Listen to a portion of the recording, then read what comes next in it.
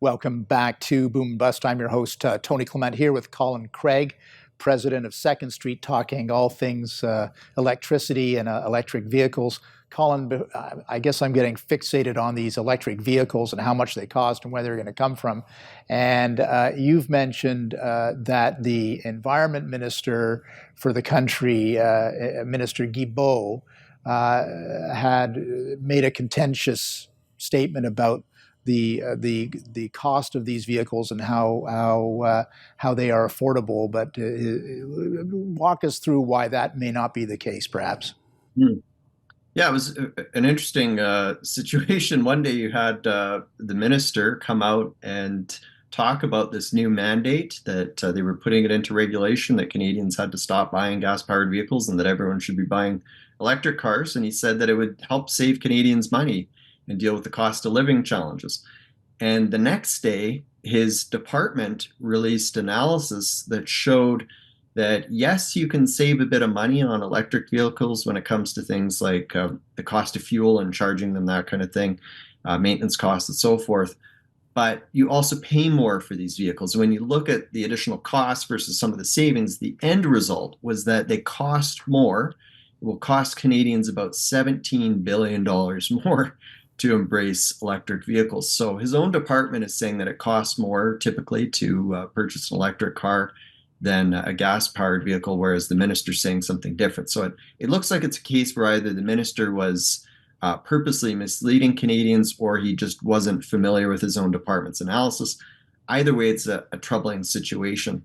And we actually received some additional analysis on this. Again, it was from the Alberta government, where they had looked at the same comparison between EVs and gasoline-powered vehicles. And what they found was that if you tend to be someone who drives a lower amount of kilometers each year, so they refer to Sunday drivers, people who are commuters, where maybe you're driving around 13,000 kilometers a year or so, which would, I think, involve a lot of people who are working from home now, where you don't have to put on the kilometers that you used to.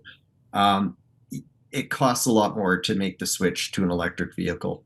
Where you do tend to save more money is if you're someone who puts on a lot of kilometers, because you can start to save a lot of money when it comes to charging your vehicle versus putting gasoline in. But one interesting figure that they calculated was that the break-in rate cost for gasoline per liter, where it makes sense to switch over to electric, if you're doing about 13,000 kilometers a year, it's about $3.15. So it's a lot of money considering where gas prices are today before making the switch makes sense. Yeah, So I'm wrapping my mind around this.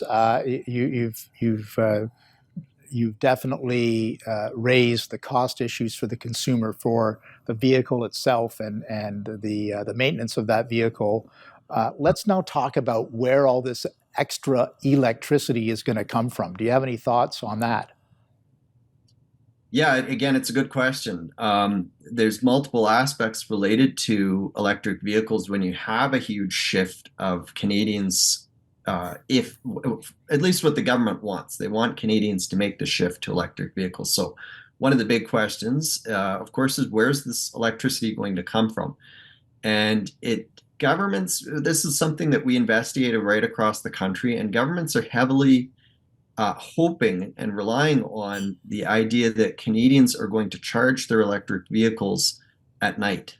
So if you think about a household's typical demand right now for electricity, people wake up in the morning and their electricity demand goes up as they start to use their toasters and their microwaves and other household appliances and that, and then it grows throughout the day, remains high until sort of in the evening, once people are done making the dinners and the meals and using appliances that require a lot of electricity.